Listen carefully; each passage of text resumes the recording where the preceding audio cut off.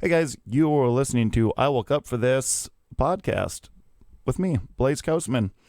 Today we actually have Trevor Anderson calling in. He is a comedian and all-around cool guy, musician from Minnesota. We got him on the line right here. Hey Trevor, how you doing? I'm doing well. How about yourself? Oh, I can't complain. You know, it's sun shining, and that's all we really need. It's been raining here the past few days, so... Oh, it's raining here today. Oh yeah, we just give it to you every single time. That's the same thing. My parents are from like the western North Dakota, so it's like one day. I always know it's coming the next day.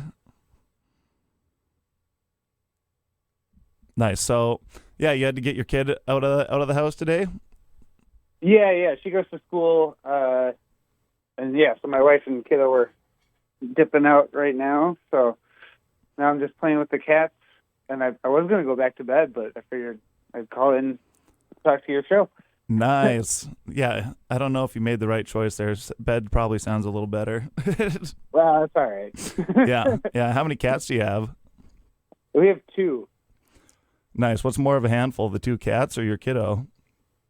Definitely the kid, but we did get the cats like 2 weeks before the kid was born. Oh. So we had like kittens and a baby. It was adorable chaos throughout our house. But yeah, it's kind of nice because they are kind of they're growing up together. Oh yeah, for sure. How old's your kid then? What's that? How old's your kid then? She'll be 3 in July. Gotcha. Yeah, I saw on your Instagram that you built like one of those mud kitchens. That seems to be, I don't know when that came out, but I've seen them all over the place now. Oh yeah. I mean that's why I built it, because I saw it kind of pop up in like, the Facebook and Instagram ad feeds. They know what you need, so they'll be like, you have a kid, you should build this, or you should buy one of these. But they're like $800 on like Etsy. Oh yeah. But I was like, oh, I'll just buy some wood and cut it up and screw it together. Hey, that's the way to do it. Yeah. It's so wait, what time do you usually wake up during the day? Or how often do you usually go to bed until like noon again, or how's that usually work for you? No, it kind of depends on what I have to do, I thought with when we were having the kid a couple of years back, my wife, she works in corporate America, so she's like pretty regimented. I'm like, all right, I get up at 6:30, I get out the door, go to bed at 10, and then with me being a comedian, I'm like, oh, I'll just stay up late with the kid whenever she's up, and sleep in. But that's not how it works. So yeah, I don't know. Typically, I get up by like 9. Oh. So yeah, it's not too tough to get up and call in to the radio. Yes. Yeah. Nice. Not too bad. It is kind of funny looking at all those different mud kitchens and things like that, about like whatever happened to just running around in the mud. Yeah. And I mean, that's like a different era of parenting that even we think about that too. It's like we have the one kid, and my wife and I both grew up in like small town Wisconsin, where it's like, oh yeah, the kids are just out, they're just doing whatever. And now I'm like, I don't know if it's just how because I have the one kid, I'm being super overprotective, but like even if we're out in our neighborhood, I'm like, if I don't see where she is, I'm like, oh, where's the kid? Yeah. Somebody took her, but she's just like looking at a rock, Got to get a nice rock collection there. Oh yeah. It is funny, like walking around, because I just moved to like a very active neighborhood in like way South Fargo. And it is kind of funny just seeing like because I'm like just a single dude in his 30s, and then seeing like all the nice families and stuff playing on like the playground and things like that, and then you're like, I wonder if I look like a weirdo just like walking around looking at them. Well, I'll say even just being a dad with a kid at the park, sometimes I'm like, oh, like, I don't know. It's typically a lot of moms with the kids at the park, and I am a comedian, so I have all day free every day. So like when it's like President's Day or MLK Junior Day and like school is closed, I'm like, oh, I'll just hang out with the kids. So we go to the park, and it's sometimes I feel the same thing that you do. It's like, oh, I'm just a dude at the park. It's like, oh no, I'm a dad, I guess. Yeah. You know? I have a ticket. I have a kid here. Yeah, a ticket. It's a good thing to call your kid. Yeah. So I know last time that you were in Fargo, things like that, you were selling spatulas that you made for your merch. You still doing that, or do you have working on some new different merch that you make and things like that? Or you want to explain how you came to make spatulas as your merch?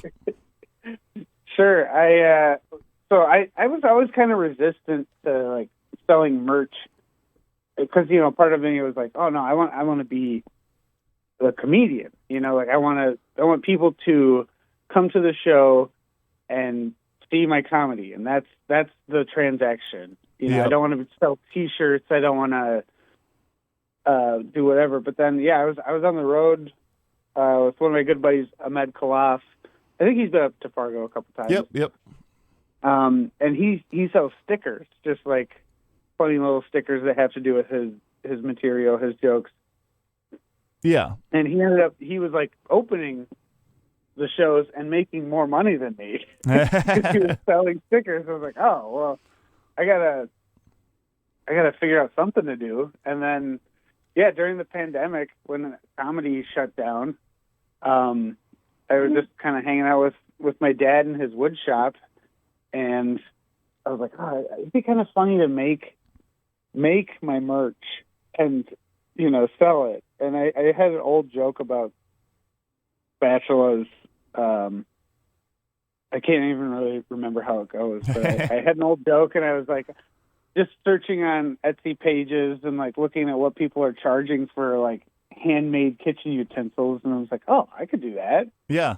And just kind of started making those with my dad, and because he was retired, and during the pandemic I was surprised hiatus from doing anything, Yep. And it's just it's been really fun to work with different woods, different shapes and stuff, and there's something very zen about just turning off everything and just sitting on my deck making wood, doing woodworking stuff. Yep. And I'm sure my neighbors are like, what does this guy do for a living? I got a week of shows coming up, and I'm just like making a bunch of spatulas. That is like, pretty. You're a kid, right? They're like, are you sure you're a comedian? We see you making spatulas every single day. Yeah. And like I said, it's just kind of fun to work on different shapes and different woods. I picked up, it's kind of, I don't know if this is funny or sadistic. There's a woodworking shop that had an Arbor Day sale. Okay. Where they were just selling a bunch of like dead trees on Arbor Day, basically. But I got a bunch of cool new woods that I'm excited to work with, and I'll definitely be bringing some up for the shows in Fargo this weekend, and then I got some in the cities next month. Nice. How did you? So wait, have you done a lot of woodworking your whole life then, or you just or your dad did? Not particularly. I don't know. My grandpa was always very woodworky, and he used to own his own flooring business and stuff like that, and had a giant wood shop with all the tools and stuff. And so my dad picked that up, and then like I said, with that surprise time to kind of hang out and reflect during the pandemic, I ended up just in the wood shop, and I kind of have started to turn my own one-car garage in Minneapolis here into a wood shop that, you know, there's more sawdust than anything else in it. Yeah. That's nice. It is fun to actually learn stuff that's actually kind of manly too. Cause yeah. Well, and you know, like you mentioned, I was able to make something for my kid, like the little mud kitchen thing where it's like, well, I want her to play outside and I want to have these kind of interesting things for her. And like I said, the people charge a ton of money for that stuff online. Oh yeah. Like, I'll just figure out how to do it and buy some cedar boards and yeah, that's super cool. I knew like my dad built us like, well, actually I was like the final kid of 6, so my dad never built me anything specifically, but all the hand-me-down stuff that my dad made out of wood, I was still like, this is pretty sweet. Yeah. Oh, let's see here. Oh, you also, I also saw you talking about crockpot stuff over like the pandemic and things like that. Dude, crockpots are probably the number one thing besides an air fryer that like a single guy needs to have, or like actually any man needs to have if they don't know how to grill and stuff. Do you? Oh yeah, I have 3 crockpots. That's a lifestyle, man. How many days a week are you cooking out of the crockpot? Most probably. No, it kind of depends. Usually, actually, just before my wife dipped out with the kiddo today, I was like, all right, I'll come up with a game plan for meals, and I guarantee one of them will involve a crock pot because, you know, like I have some jokes about it, but it's like you feel so productive. It's like, oh, I've been cooking all day. Yeah, that is true. It's a simple thing that, yeah, exactly. You're like, I barely need to cut any of these vegetables to put in there, but you know, since I made a good meal, you can just toss a bunch of stuff in there too, and there's very few times that it doesn't come out amazing. Yeah. I you know, you just, if anything, you know, crack a can of beer, pour it in there, squirt some barbecue sauce in there. You know? It's very foolproof cooking, and it makes enough for 1,000 people. So we always end up either freezing half of it or giving it to neighbors or whatever. Yep. Oh, dude, there's sometimes where I make crockpot stuff, and it's like, it's just me and my one roommate who live in my place, so it's like, I'll make just a huge crockpot thing, and then I'm eating it like a week later, wondering, like, what's the shelf life on this stuff? Because, so I'm like, I'm thinking that it just lasts forever until you see mold, but then half the time I'm like, I don't know if I just feel like this because my diet, for the most part, isn't great. Or if it's the stuff that I've been eating for a full week. Yeah, we've learned to, you know, when you're crockpot cooking, just take half of it right away and freeze it. Like a go-to. I taught one of my college roommates. He would always like just blow a ton of money on like frozen buffalo chicken. Yeah, and I was like, you just buy like chicken breast, throw it in the crockpot with buffalo sauce, and it's way cheaper, and then like you feel like you did something. You cooked, you know. Yeah. So that's like one of my go-to, just like shredded buffalo or barbecue chicken, you know. And then, but yeah, just freeze half of it right away, because after those first 5 meals of it, that's enough. You're done. You're like, I'll come back to this. Oh, for sure. Yeah. And then, you know, like with traveling, like I've been traveling more for comedy. My wife travels for work. It's nice to be able to just like pull something out of the freezer and be like, oh, I have buns and barbecue pork, you know. Yeah, but try eating that on the road. I mean, like as you're driving, barbecue pork is a tough one. Yesterday too, I was just like super lazy this weekend because I was like, I don't know. I usually am just like out and about doing stuff consistently because I have the worst FOMO ever. Yeah. But Sunday and Monday, I was actually just like laying around the whole time, and I was like, you know what? I'm gonna go. This is how lazy I was. I'm like, I'm not even gonna go buy hot dogs Memorial Day and stuff. I'm just gonna go get one off a roller at nice. the gas station, and I was just eating it and just dropped it on my pants. I'm like, I don't know the last time that I've dropped a hot dog. I felt pretty dumb, but if you're doing that with like pulled pork, man, that's tough. That's all over the place. Yeah, I remember a particular. I think we did Arby's. I was driving. I was hanging out with my wife, and we were like, "Oh, let's get some drive-through or whatever."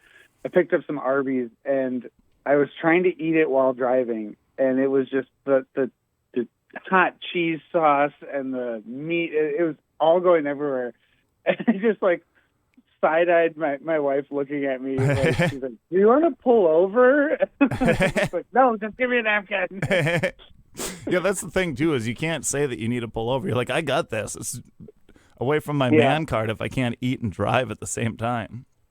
Yeah, that's why I tend to go with Taco Bell if I'm going to drive and eat. I feel like Taco Bell, whatever their tubes of Mexican food that you can kind of roll up and chow on. Yeah, dude, when you're going places too and getting stuff on your pants, it's never like the nicest thing. And one time I was going to a wedding in Bismarck one time, and I actually you ever just like get gas on your hand and aren't unable to get the smell off of it for, I don't know, ever? Yeah. There's something that we need to figure out a fix for that. But I was going straight to a wedding, so I sat there and just had like gassy hand the whole time, and everyone was making fun of me that I smelled like gas. But then it turned around, they're like, you smelled like gas during that whole wedding. But then it turned around that everyone was saying that I was just farting the whole time during the wedding because people just heard that I smelled like gas. So I'm like, I'm not sure what's worse between this, because neither of them are great. But yeah, that's, I don't know why those like pumps do that, where like, I don't know. I feel like there should be no gas that comes out if you're not squeezing the thing. But then you're done, and then you take the nozzle out to hang it back up, and you always get gas. Dude, that's what I'm saying too. Oh, I also saw. So you're gonna run in the marathon this weekend, huh? I'm gonna do the half marathon. Jeez, that's because. That's manageable. That's still. I've only run one other half marathon, and after I did that last October, I was like, "Oh, this is enough. I will never have to run the full 26 miles or whatever." But yeah, no, I've been trying to, stay on the radar and get into the Cellar in Fargo. It's like one of the best comedy clubs. I love working there. Oh yeah. And I was like, oh man, the marathon's that weekend. I could do a half marathon in Fargo. I bet there's no hills. For sure. And if I walk some of it, cool, whatever. But so I messaged Lindsay, who books the club, and I was like, hey, I noticed you don't have anyone. I'm going to be in town already, and I'm just going to stay with my cousins. I got family in Fargo, so it worked out. And I hopefully get one more big run in today if it stops raining, but nice. Yeah, I ran in the Fargo Marathon one time, but I ran a 10K, and that was the first time I've ever ran a 10K. It's always like I just want to. I can't do distance. All I think about the whole time is how much I hate running. Yeah, and that's all you have nothing but time to think about that. Oh yeah, actually, all I did the whole time was. Well, my one buddy was like, I bet I can beat you in a race, and I'm like way too competitive too. So then, okay. So I was like, okay, whatever, I'll do it. And then I would just sprint super fast and then not run at all. And then just walk, and then be like, okay, we'll see how far I can get on this. Yeah, so it's like a tortoise and the hare kind of. Yeah. Yeah. Yeah, I picked up running to kind of offset the awful lifestyle of being a comedian. Yep. Every other weekend I'm on the road, or then you have beers at the show, and you're eating Taco Bell and Arby's and driving and spilling food and stuff. But I don't want to give up eating garbage and drinking beers after shows, so I might as well. Maybe if I add some exercise, then I can break even. That's kind of my thought process. Yeah. It's been kind of nice because, if I'm on the road in new town, I'll kind of plan out a route and go for a little jog in the morning, and not competitive at all. Yeah. I'm like, I don't care how long, how far, how fast. It's just like the act of just doing a run.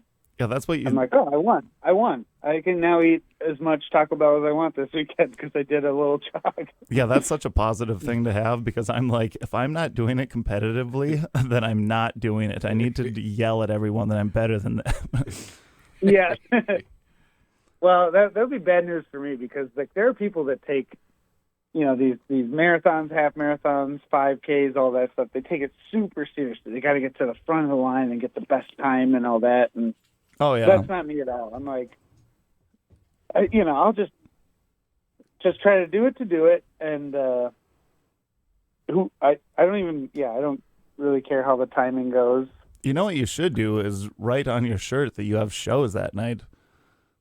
Yeah, I should. That would be a good cross promo. I've joined a couple Facebook groups that are like Fargo marathon runners, and people are like, hey, what's there to do this weekend? And I'm not subtle about being like, hey, come see me at the Cellar. I'm headlining. I'm in town. I'm doing some practice runs of my album before I record it next month. Nice. Yeah, because Lindsay was actually like, Blaze, you want to do a guest set this week? And I'm like, I would love. I'm going to another wedding this week. Hopefully, I don't smell like gas this time. But I was like, oh man, this would be such an awesome one, because I know last time you were in town, you're an awesome comic, and I was like, and it's going to be marathon weekend. It should be a super fun weekend here. So. Yeah, I hope there's a bunch of people. Are you out all weekend or? Yeah, unfortunately, but. Next time. Yeah, maybe I'll need to get up to Acme when you record that. Yeah, come on. Anytime you're in the city, hit me up. But the cool thing I was going to say, like, Fargo has a really good comedy scene, and a lot of comics from the Fargo-Moorhead area tend to move towards Minneapolis at some point. But it's cool that there are these satellite scenes that are really like good and happening. Like it's.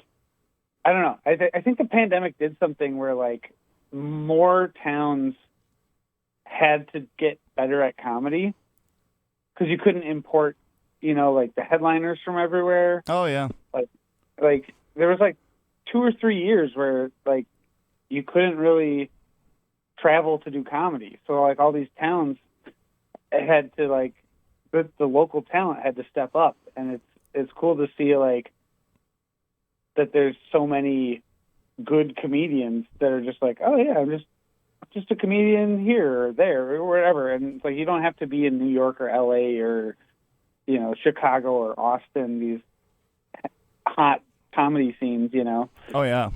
Well, and Fargo actually picked up within what Markway Belcher's in here too. If you don't know him, he just hopped in halfways. But oh, nice. Hello, Trevor.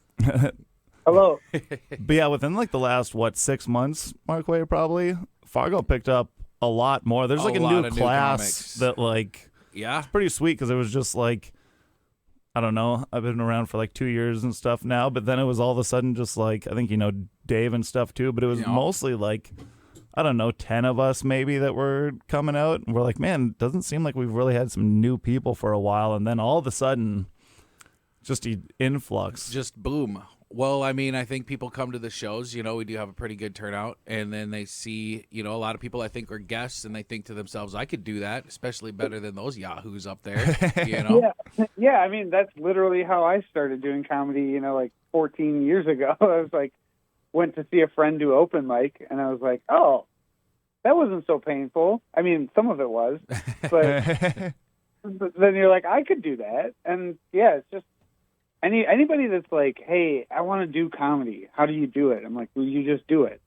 Yeah. You go to an open mic and you see someone's going to be worse than you, someone's going to be better than you. Mm-hmm. Just jump in. Yeah. Yeah, I was amazed at how easy. I mean, literally, the first time I ever did it, I went to an open mic and they were like, we don't have a host. And then I was like, I'm going to be cool. I'll host. Biggest mistake of my life. No, I'm just kidding. It was fun, but it was the ease of entry is so surprising. I mean, I feel like I held it off for a long time, but it was really easy to just get into. I mean, almost any scene. I mean, you might not become a prominent member right away, but just to get into it, it's not that difficult. Yeah. There's stage time, and one thing that I always tell newer comics is like, people at these shows want you to succeed. Oh yeah. Nobody wants to see you bomb. So like, if you think you have a joke, just lean into the joke, and then hope they'll laugh. You know, they'll try to meet you halfway. You know, and then you learn. And yeah, I don't know. Comedy is one of those things where the people that do it, like comedians, love comedy, and they love good comedy. Yeah. But it kind of sucks that like when you first start doing it, you're not doing good comedy. You know, like, and you're aware of it. You're like, oh man, this is not what I see on Comedy Central or Netflix. But it's like you just kind of get better at it, you know, by doing it. Oh yeah, and it is crazy. Like, it is funny too, though. Like right away, where you think that you have like good bits, and you're like, I should put this out in the universe.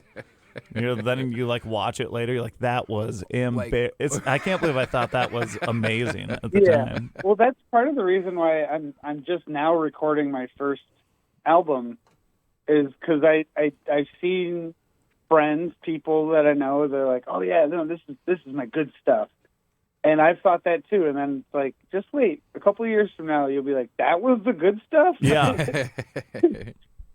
So yeah, now I finally feel like I have a full like hour of material that like has kind of a theme through it, and is not just like, here's the jokes that I have. It's like a kind of a thing I want to tell about like being a comedian, not having a family, getting married, and then going through the pandemic, and now I have a baby. And like, so it's kind of like a evolution of what I've been doing the last few years. Nice. And yeah, I feel like that'll be a nice little album, and then, you know, put it on the record, and then write new stuff. Because that's our curse, is we're like, oh yeah, I got a new joke, and then someone's like, oh, I got 2 new jokes, and you're like, oh damn. Yeah. I need to get 3 new jokes. I gotta write 2 more. That is kind of funny because I saw like a while ago too that you were asked to open for like that JT and Chad. Oh, or whatever. Yeah. And like, which is super cool, but I think that you even commented on it too, like they're talking about like perineum sunning and things like that. And then like you have like this wholesome family and comedy and stuff like that. So. Yeah, that came like out of the blue. Some guy I know that works for the Varsity Theater that I haven't talked to in like 10 years. He was like, hey, we need an opener, because nobody said, you know, in the contract it said local opener, but like, they missed it or something like that. Yep. Mm-hmm. And I was like, I know nothing about this podcast. I thought it was a podcast recording. So I like listened to their podcast, and I was looking at their guests, and it's like, oh, they got like Todd Barry, Nikki Glazer, Mark Norman. So, oh, these people like comedy. It'll be fine. Oh, for sure. Yeah. That was a fun show. There actually, now that I'm thinking about it, a mouse fell from the ceiling. What? During my set. It's this old, you know, like rickety theater, and I saw these people in the front row. They were like looking at something on stage, and I was like, "What are you looking at?" And they're like, "This mouse just fell from the rafters and is kind of like breathing on stage." And I looked over. I was like, "Well, okay, are you eating?" And they were like, "No." And I'm like, "Okay, well then focus up. Look at the camera." It's not a restaurant. Who cares about a dead mouse on stage? You just eat the mouse. Well, do you think the mouse like had a heart attack up there and then fell, or do you think the sudden impact was the end of his life? The mouse ended up being okay. He scurried down. Oh, nice. Okay. So yeah, it's win-win. Everybody, you know.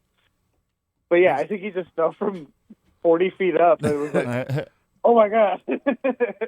That's a feel-good story. I feel like a documentary's coming on. Yeah, right? Yeah. It is weird finding dead mice. Sometimes when there's just a dead mouse in the middle of a room that you walk into, like a shop or something, it's like, how did this die right in the middle of the room? Yeah. I mean, not to keep going on dead things, but I always wonder like a dead fly, or like you see a fly and you go to shoo it and then it just kind of falls over. You're like, what? That thing was dead. Like, what? How did that die? Just right there. It's just like hanging out. Mm-hmm. I shoot a fly that had passed on just yesterday. That's why it's fresh in my memory. So tell me about the transition. Like we were talking about, like growing, I guess, as a going from open mic to where you are now. So like, what was it like going from an open mic to getting called for opening for different people or doing feature sets? You said you like got some continuity and strung together, like a whole hour with a theme to it. What do you think like the transition from the open mic to someone who has a whole themed hour, I suppose? Like, just talk about that for a second. Yeah, I think part of it that, like you said, there's all these newer people jumping in and starting comedy. There's more than ever, which is great.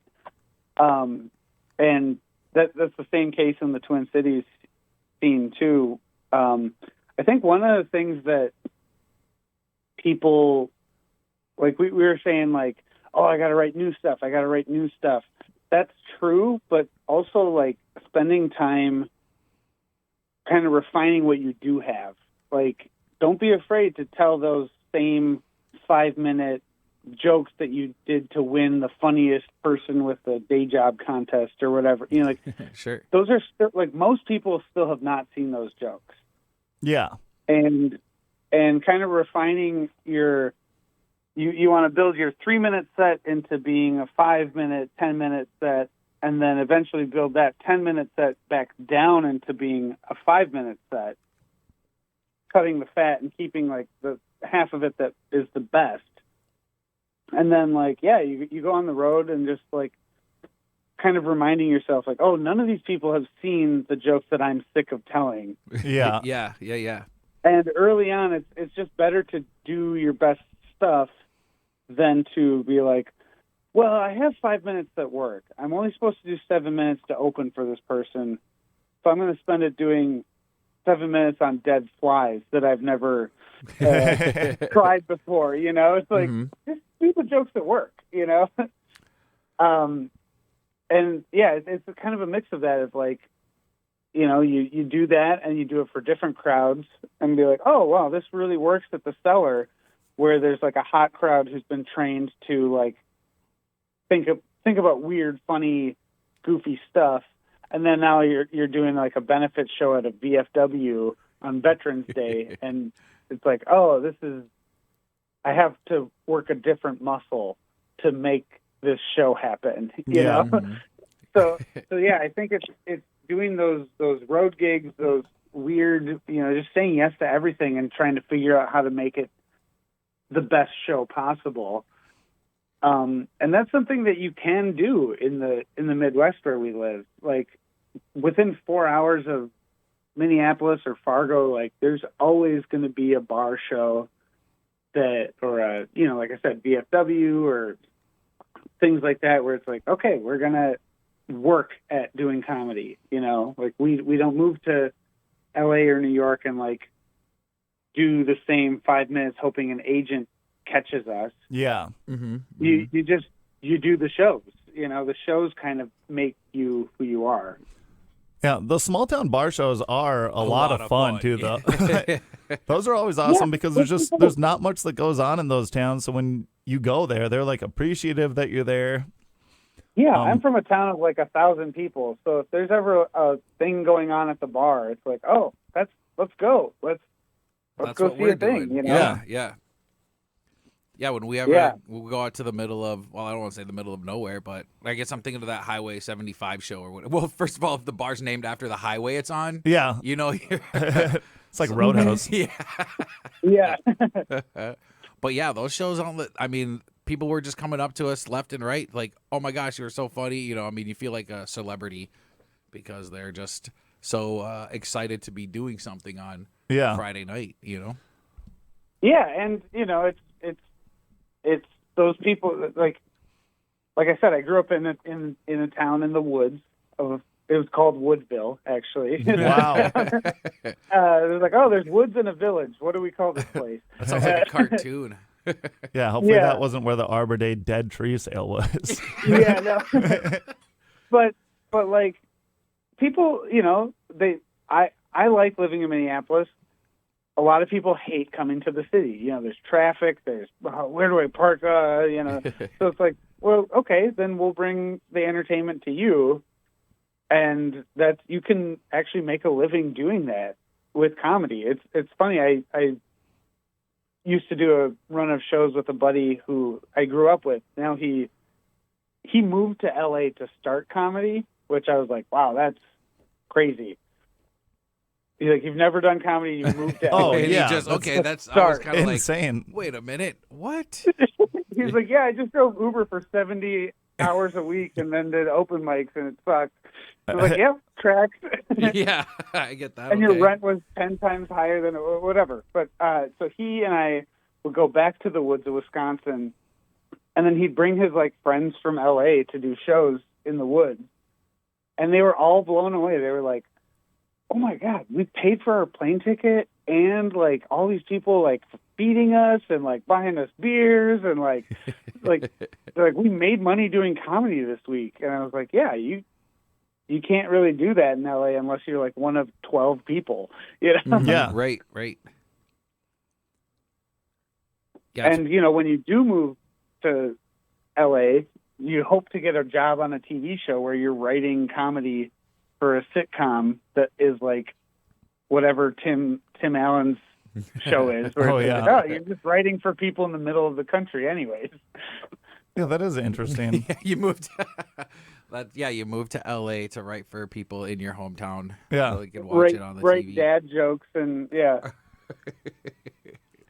So might as well. I don't know. Part of my like whole thing about you don't have to move to LA or New York is because I have a child and I live across the street from an elementary school. I'm Yep. like, oh well, I'm not moving. Yeah. Make yourself feel better about it. No, but I mean Yeah. that's the But way. no, I think That's the way to do it. I mean, you're happy. yeah, and I'm getting to work.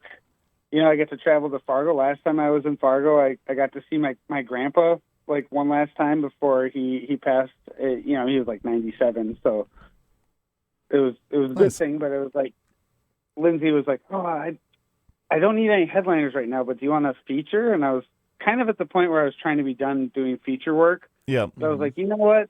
The Cellar's the best. It's one of the best clubs. I get to go see some family, and it turned out to be like one of the best weekends of doing comedy I've ever had. Like I brought the family. We went to there's a hotel with like a pirate ship Oh yeah. pool. Oh yeah. Holiday Inn. Yeah. We hung out there real hard, and all the cousins came, and yeah, it was fun. And I think that's another thing about doing comedy is not to be too precious about like, oh, I'm a headliner now. Yeah. Like who cares? It's good stage time. Like featuring is the easiest job in the world. You go up after the crowd's warmed up, you just tell jokes for 25 minutes, and then someone else takes the show and closes it out. Mm-hmm. It's like Yeah, and the Cellar truly is like just such an amazing club. Like low ceilings, everyone's up close. It's so intimate in there that it's like it's hard to have real bad sets there. yeah. Yeah, it We're is. part But of when the- you do have a bad set, you really feel it. No. Oh, yeah, right. Well, that's the thing starting off there too. You're like the open mic on Wednesdays, we'll have 50 people there. It's like a show. Yep. And then Yep. half the time like newer people don't realize too, like that's not an open mic. Like Right. that's like then Yeah. you're like come to the one on Monday and Tuesday at the other bars where there's 4 people that are only your friends that have heard you workshop this before. They're just other comedians with their face in the notebooks, and Yeah. Yep. Yeah, Yep. I've kind of I haven't done those types of open mics as much. And now once I finally record this album, I'm gonna have to like go out and really farm for new material and yeah, those open mics where it's like, oh, nobody wants this to be happening. Yeah. Yeah. There is a type of sadistic joy you can get out of those things if you just know what it is, like Oh yeah. I used to when I was early, like starting, I'd be like, oh, I have this idea, it's funny, and I'd go to an open mic where it's just like nobody's there, and then I'm like, oh, that wasn't funny. It's like, well, nobody listened to you. Yeah. So Right. maybe just keep working on it. I mean, like no one listens to me like every other part of my life. Yeah. Yeah. Well, I think like with the cellar, I mean specifically, that's kind of like the blessing and the curse of the cellars, because like when you do your open mic set, people are engaged and listening like it's a show. But if you do a set and people are laughing and enjoying it, and you think like this is great, but you take it to somewhere where like the Boss's one where there's 3 people in the basement and the hallway's really whatever, it's like not as a good one, and you tell those same jokes, and you're like, why aren't these people hysterically laughing like they were at the atmosphere is just too, it's really forgiving, I guess. And I think a lot of the new people that we were talking about earlier, they don't know what it's really, they're blessed to have such a place, and it's well, kind of, and they that's don't kind of understand. where I go back to where, okay, so you got Fantasyland at either Cellar or like Acme in Minneapolis is the same thing with their open mic. It's like always packed. And then you go to these other spots, whether it's a bar show, a different open mic, it's like, okay, you don't have to try your new stuff you don't know if it works. Like, Yep. you can go back to like the stuff that works, and then try to like sandwich some of the new stuff in between it or whatever. I think it's learning to read the room, which is something everybody, whether you're a comedian or not, needs to learn how to do.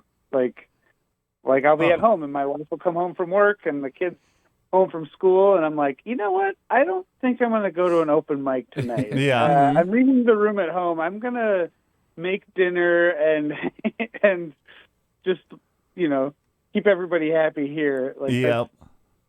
Have you ever thought, like, well, actually, you're a good musician too. So like people bring up like guitars and stuff on stage, but since you make your spatulas and stuff, you ever thought about just bringing all your woodworking on stage and told jokes doing that? that would be kind of messy. The sawdust gets everywhere. Yeah, and then just cut your finger like, oh no! Yeah. That's not part of the show. Somebody help. Yeah, I never should have done this. I'm in extreme pain.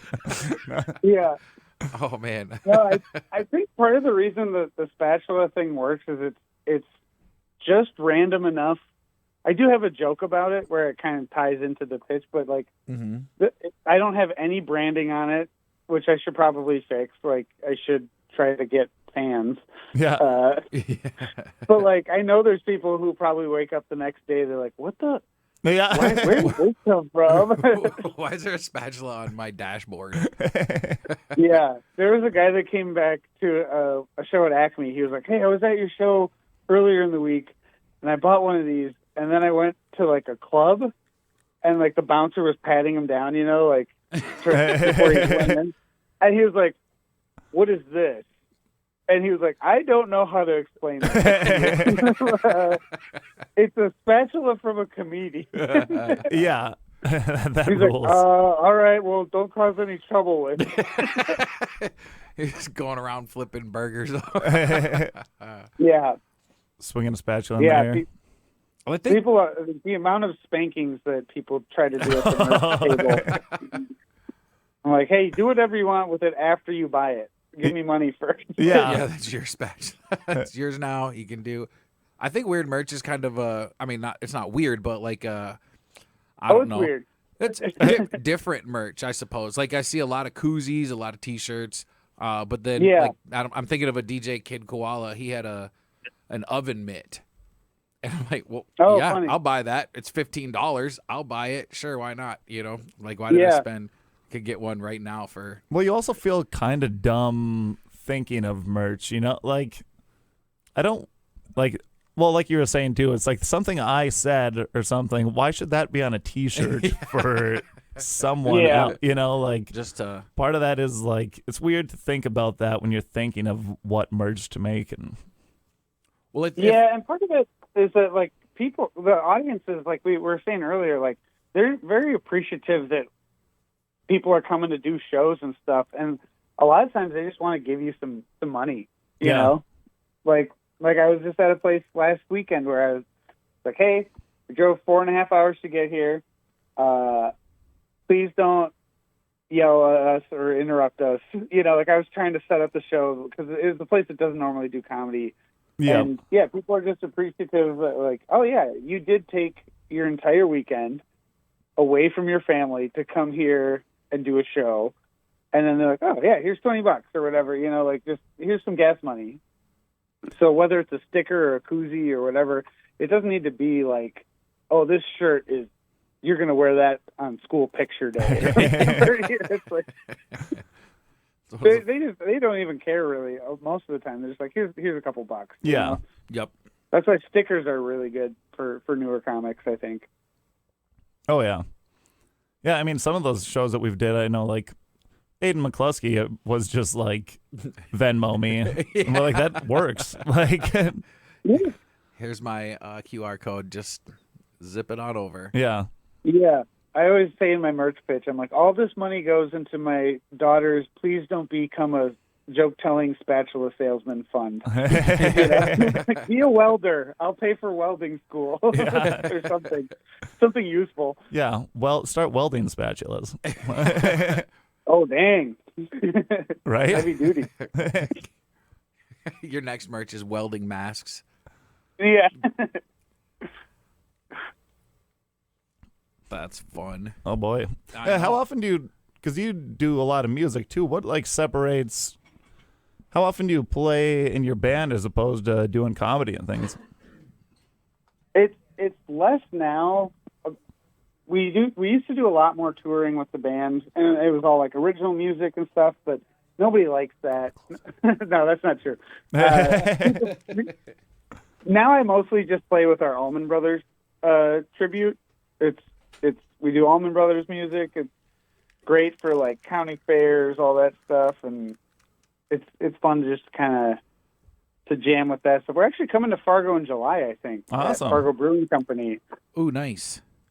Nice. Yeah, I think I have to bring posters next week or this weekend. Nice. To put those up. Yeah, dude, it was fun. Like, I knew that you were in bands and stuff, and I knew that you were like a good musician, but then I saw your band post something on Instagram and you singing and like hitting these notes and holding it for a while. I was like, oh my God, Trevor can sing. Yeah, I went to school for like music. Oh, nice. And so I had to take like opera voice lessons in classical music school, and don't really get to use that. There's less money in classical music than there is in comedy, surprisingly. You can just start dressing like a Viking lady and singing like that. I used to have a closing joke that I would sing like an opera a bit, but I don't know. I kind of found it. I got sick of it, and it kind of seemed a little cheesy. But yeah, the music stuff is fun, and like we did way more of it in my 20s and stuff, where it's like, oh yeah, we can just go around and sleep on some gross sound guy's couch after the show, and it's wild. Even like with comedy early on, I would send pictures of the hotel rooms to the band. I'd be like, I'm not sharing this with anyone. It's not like 5 smelly dudes in a awful Motel 6 or whatever. Yeah. But yeah, we used to play Fargo a lot with the band Circle of Heat. We would play in like the Aquarium and Dempsey's, and there's a place called the Nester. Yeah. Oh yeah. I wish the Nester was still open. The Nasty Nester. That was like our first. That was our first Fargo road gig, and I remember telling my cousins like, I was like, "Hey, we're playing at the Nester," and they're like, "Are you okay?" What is that bad? And they're like, we'll come to see it. Yeah, dude, I've heard stories about like the bartenders choke slamming people through the tables there and being like, "Get out of here!" So. Oh, geez. Yeah. The Nester was. Luckily, we awesome. never had anything. with that. Yeah. Yeah. But yeah, Fargo's always been one of my favorite places to come, visit, do shows, and I'm super stoked that I get to come this weekend. Heck yeah, we're I'm stoked. bringing the family. Awesome. Yeah, guys, you got 2 opportunities to see him this weekend, too. That's Friday at 9 p.m. and Saturday at 9 p.m. I forgot it's just turning into the late hours now for the summer. That's right, summer hours. So, Oh, nice. yeah, so that'll be awesome. You can go see him before you run and then bring your whole family the next night after he runs, too. So. Yeah. Yeah, it'll be sit-down comedy on Saturday. Yeah. Do the half marathon. Exactly. Well, thanks for calling in this morning, Trevor. It was awesome talking to you. Yeah, my pleasure. This was fun. And then, Thanks for the invite. yeah, anytime. Anytime, bro. Yeah, if you ever are playing music around here or anything, want to call in, let us know again. But yeah, guys, you got 2 opportunities, both at 9 p.m. on Friday and Saturday. Trevor's awesome. He's super fun. You can buy a spatula, whatever else you need. And anything else you want to say, Trevor? No, I don't think so. I think we covered it all. Okay, awesome. Yeah, guys, Oh, bring the yeah. family out to see him this weekend, and you're guaranteed to have a fun time. We'll talk to you later, Trevor. All right, thanks a bunch. Bye, Yep, Trevor. bye. You're awesome. Bye. Well, that was it, guys. Trevor Anderson. Trevor Anderson. Mr. Anderson. Yeah, the most talented man to come here in a week, at least. No, Trevor is really good, but he is also the one guy that I know that does woodworking. Yeah, he's a triple threat. Yeah, woodworking, sings, Does does comedy. comedy. Like, man, he's multi-talented, Trevor Anderson there. I think also he's a police sketch artist. It's- Just he can take the details. well, and he sings opera, too. That's actually, you know what? I'm gonna let's cancel the comedy show. I want to see opera. Yeah. Yeah, me too. Okay, but I think we're going to get out of here. So you guys have a good rest of your day. Yeah, have a good day. Why don't Yeah, go eat some hot dogs. you? Ooh, Toodaloo. I'm part of a hot dog group.